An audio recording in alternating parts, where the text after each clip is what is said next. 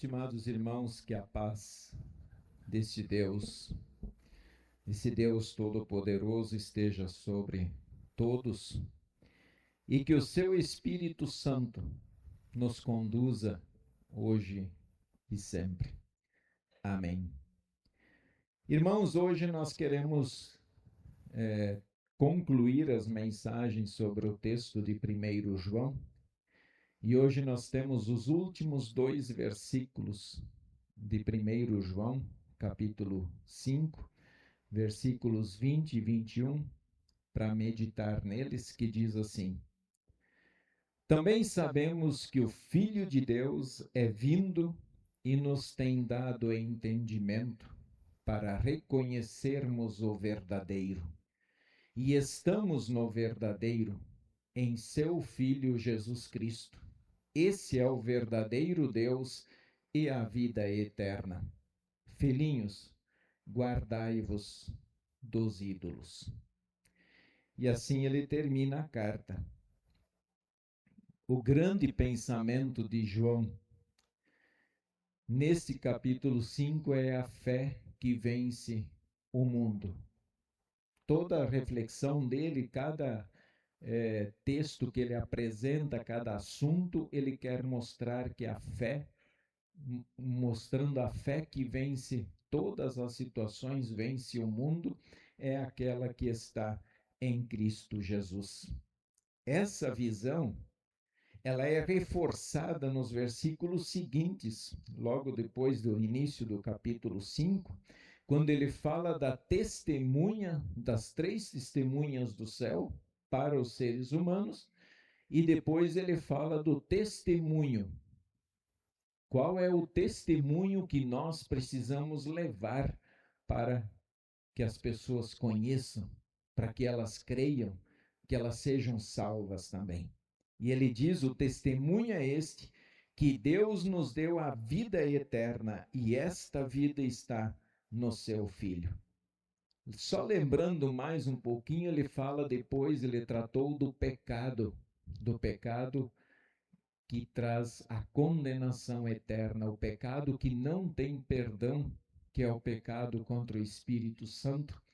Mas pensando que a fé que vence o mundo, então a fé que vence o mundo não vai deixar com que o verdadeiro Filho de Deus, o cristão, peque, pratique esse pecado e não tenha perdão de Deus. E ele também diz ali, ele reforça: somos de Deus. Agora o nosso texto então conclui dizendo: também sabemos que o Filho de Deus é vindo e nos tem dado entendimento para reconhecermos o verdadeiro, e estamos no verdadeiro, em seu Filho Jesus Cristo. Esse é o verdadeiro Deus e a vida eterna. Olha a preocupação de João.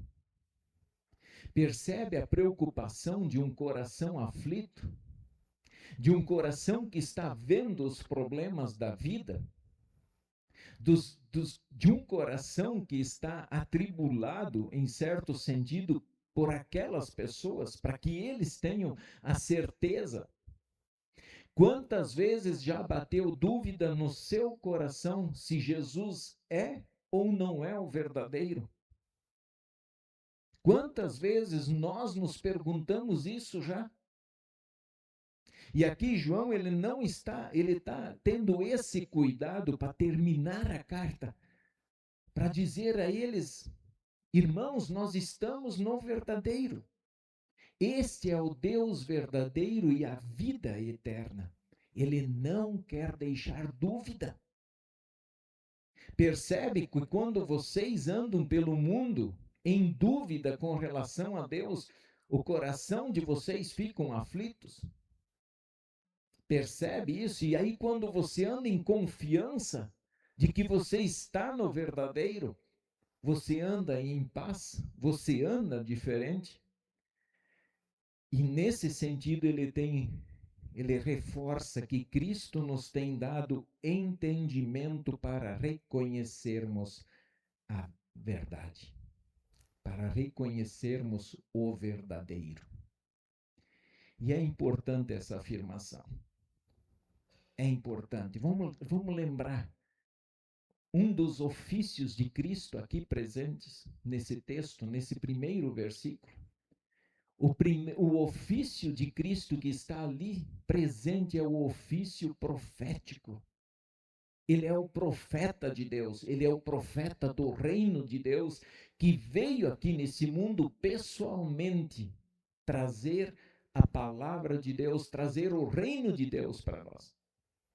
Então ele está exercendo o seu ofício profético, nesse momento em que ele quer dizer e afirma que ele é o verdadeiro.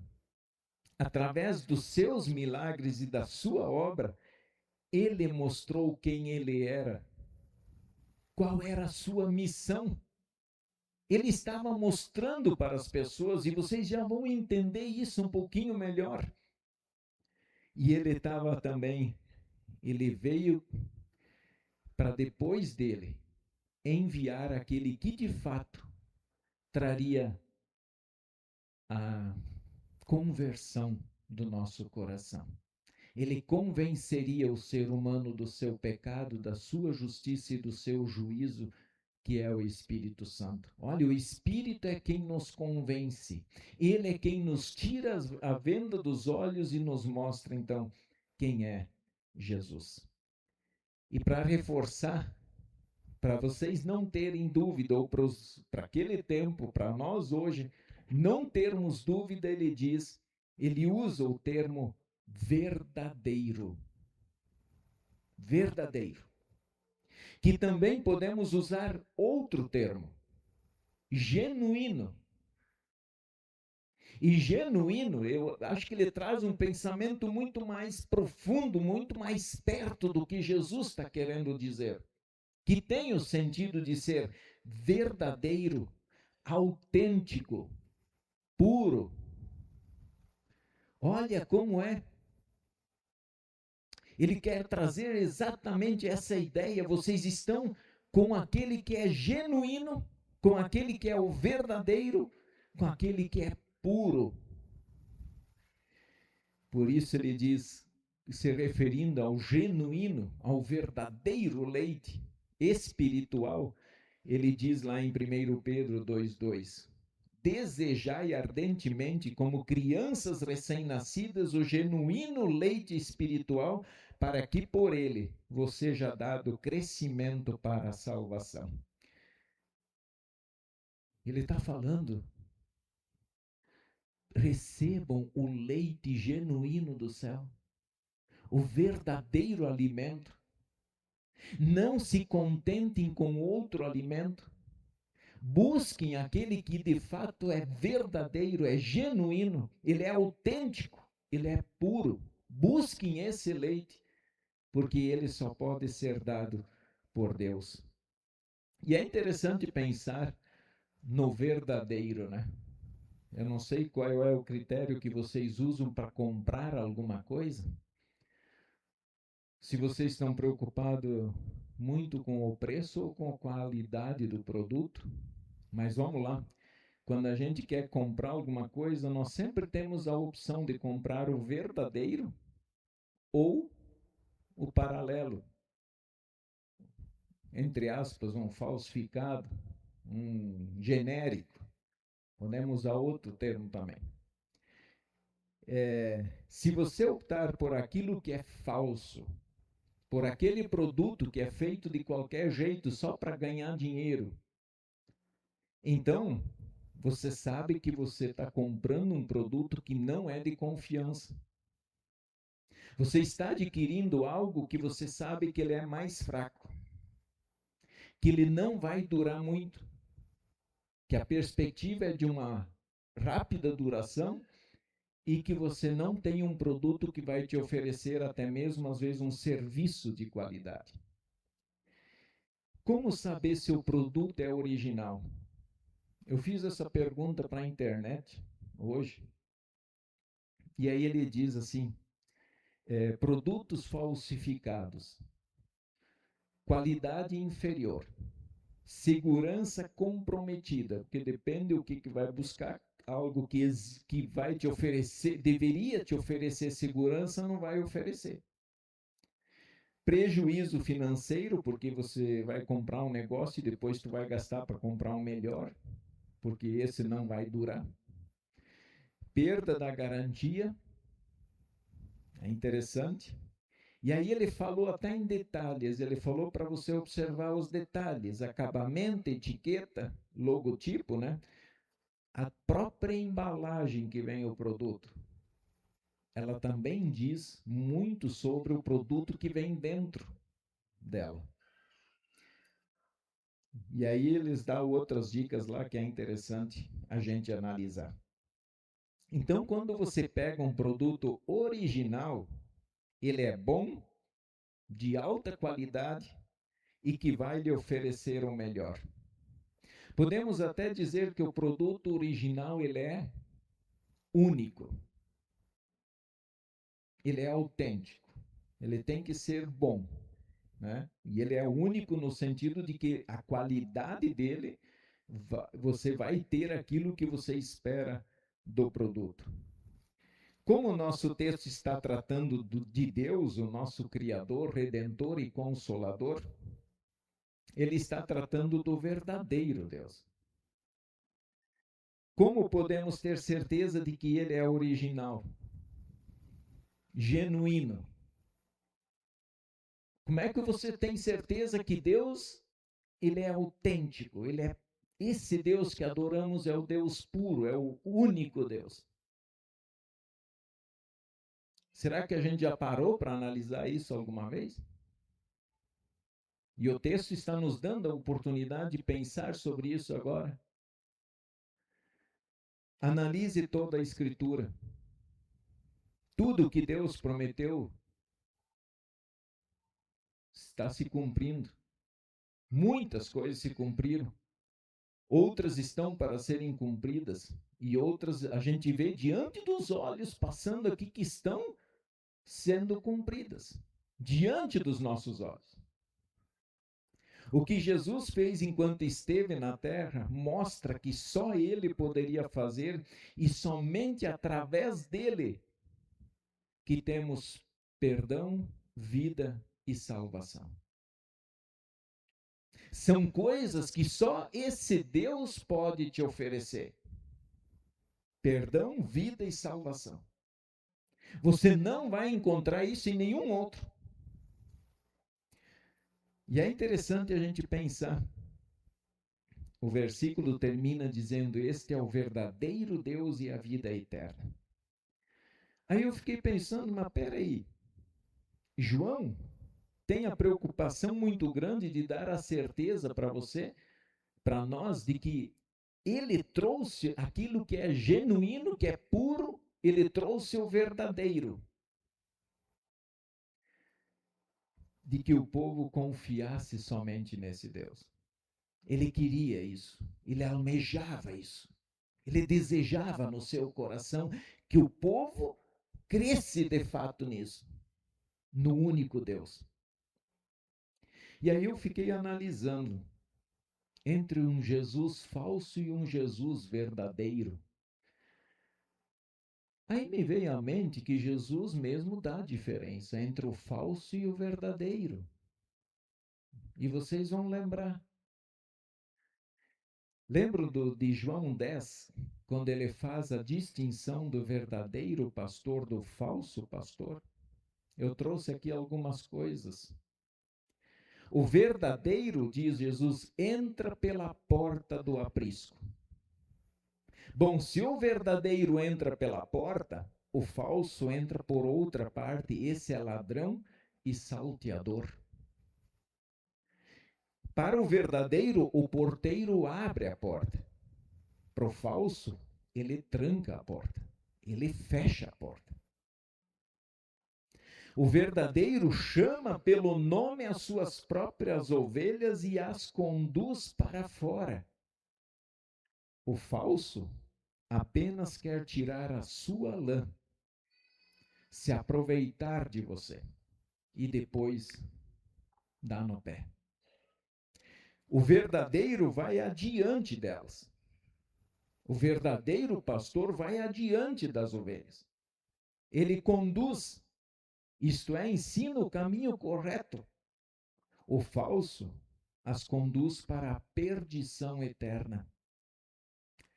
O verdadeiro, as ovelhas ouvem a voz. O mercenário que não é pastor, a quem não pertencem as ovelhas, vê vir o lobo, as arrebata e dispersa. O verdadeiro fica com as suas ovelhas para as defender. O falso, o mercenário, foge, porque é mercenário e não tem cuidado com as suas ovelhas. Jesus fugiu quando ele teve que encarar a cruz? Quando ele foi caluniado? Quando ele foi cuspido? Quando ele foi diante dos tribunais dos homens? Ele fugiu? Não, ele encarou. Os mercenários fogem. Poderíamos aqui citar muitas outras coisas. Muitos milagres que Jesus fez e os outros não fazem. Então ele conclui com uma recomendação. Filhinhos, guardai-vos dos ídolos.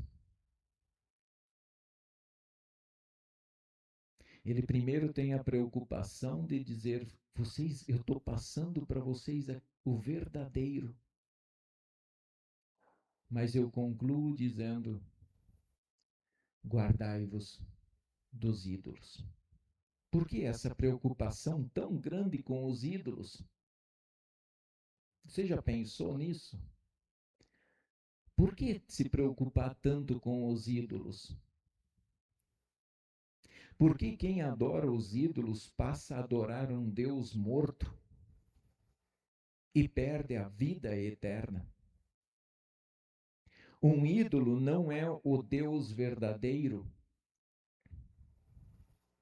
A única coisa que ele faz e ele te dá, ele te oferece, é o inferno. Um comentarista ele diz assim: o contato do homem com o Deus falso o infecciona com sua cegueira espiritual mortal no seu coração e em sua mente. E ele cita um texto: nada sabem nem entendem, porque se lhes grudaram os olhos para que não vejam, e o seu coração já não pode entender. O ídolo te deixa cego. O ídolo te conduz ao inferno, para longe de Deus, não para Deus. O ídolo é tudo aquilo que exige lealdade, a qual pertence exclusivamente a Deus. Ele exige que você seja leal e que você dê a honra a Ele, mas essa honra pertence a Deus. E Deus não quer dar isso para ninguém. Ele te contamina, ele te destrói, ele te torna impuro, e ele estraga o seu relacionamento com Deus, com o Deus verdadeiro. Lembrem que o adultério, o que ele faz no matrimônio? Quando um dos cônjuges resolve trair o outro, ele contamina o seu casamento. Ele destrói o seu relacionamento. É possível prosseguir? Sim, é possível. Mas contaminou, estragou. E aí eu lembrei disso aqui. Nós temos aqui na mão um leite puro, bom, é um bom leite, Nós sabemos de onde ele veio, nós sabemos a procedência dele e por isso, com todas as letras, a gente pode dizer: é muito bom, é genuíno, é puro, é autêntico. Mas lembram que a pessoa falava que os vendedores de leite a gente tinha que ficar meio esperto? O que eles faziam?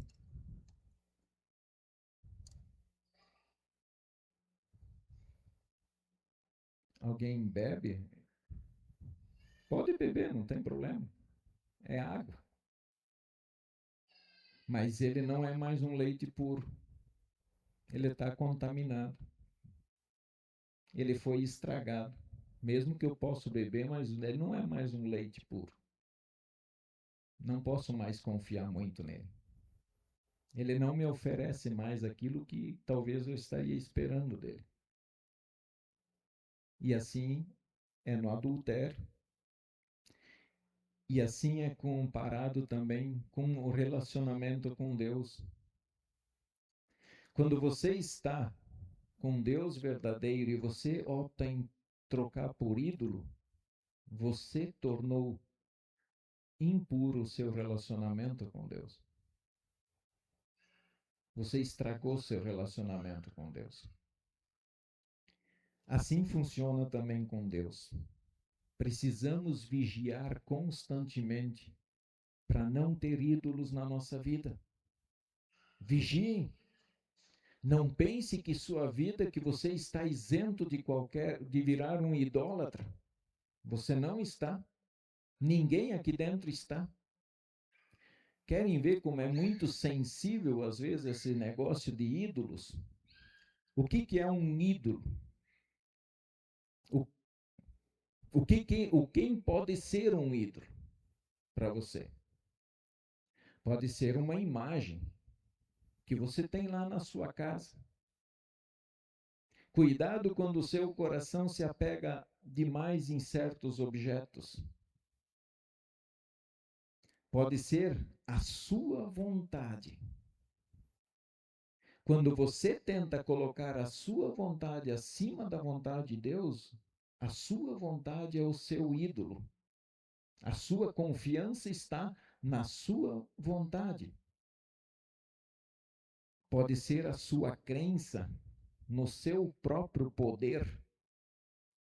Eu posso tudo. Eu posso fazer o que eu quiser. Eu consigo alcançar todas as minhas metas. Eu não preciso de Jesus para ir ao céu, porque eu consigo pelas minhas obras. Pode ser o seu político. Quando esse político, não importa o que ele faça, você não abre mão dele. Você ainda o defende, mesmo que o que ele faça fira a palavra de Deus. Pode ser o Estado, como o caso do comunismo, que quer a todo custo tornar Estado um Deus e quer tornar os moradores daquele país seus adoradores, que se curvem diante de uma imagem do seu grande líder. Abrem o olho. Pode ser o horóscopo. Tem gente que não sai de casa sem ouvir o horóscopo. Pode ser as superstições. Cuidado com esse negócio de que eu vou fazer uma simpatia para funcionar tal coisa. Isso pode ser o seu ídolo. Pode ser o seu pai, sua mãe, seu filho. Quando você coloca eles acima de Deus. Pode ser um pé de coelho, trevo da sorte, poder, riqueza. Então cuidam quando vocês têm certas coisas das quais vocês não abrem mão. Nós temos que analisar o nosso coração à luz da palavra. Por que ter ido ele é tão perigoso para a nossa salvação? A palavra de Deus em Salmo 115, 8, ele mostra o perigo. Ele diz claramente qual é o perigo de nós termos ídolos. Ele diz assim: tornam-se semelhantes a eles os que os fazem e quantos neles confiam. Quem faz um ídolo se torna igual ao ídolo. E quem confia nele se torna igual ao ídolo, um objeto morto, que não tem vida em si mesmo e que não vai fazer nada por você. E Deus também pronunciou a sua indignação. Ele disse assim: achei a Israel como uvas no deserto, vi a vossos pais como as primícias da figueira nova, mas eles foram para Baal Peor e se consagraram à vergonhosa idolatria e se tornaram abomináveis como aquilo que amaram. É tão perigoso porque nos torna iguais a eles. Por isso não tem salvação quem adora ídolos. Estimados irmãos, o nosso Deus é o verdadeiro. E ele deixou bem claro isso no primeiro mandamento, em Êxodo. Ele escreve assim, ó: eu sou o Senhor teu Deus que te tirei da terra do Egito, da casa da servidão. Não terás outros deuses diante de mim. Não farás para ti imagem de escultura, nem semelhança alguma do que há em cima nos céus, nem embaixo na terra, nem nas águas debaixo da terra. Não as adorarás, nem lhes darás culto, porque eu sou o Senhor teu Deus, Deus zeloso, que visita a iniquidade dos pais nos filhos até a terceira e quarta geração daqueles que me aborrecem, e faço misericórdia até 1000 gerações daqueles que me amam e guardam os meus mandamentos. E ele também diz: eu sou o Senhor, este é o meu nome. A minha glória, pois não a darei a outrem, nem a minha honra às imagens de escultura. E Jesus, aquele verdadeiro, aquele que é genuíno, aquele que é puro, ele também disse: ao Senhor teu Deus adorarás e só a ele darás culto. Só a ele darás culto. Continuemos firmes na fé que vence o mundo, na fé que vence os ídolos e nos dá a vitória eterna, para adorar e servir em toda a pureza o nosso Deus, Pai, Filho e Espírito Santo, eternamente. Continue firme na fé. Não abandone esse Deus. Nós estamos naquele que é verdadeiro, genuíno, naquele que é puro. Amém.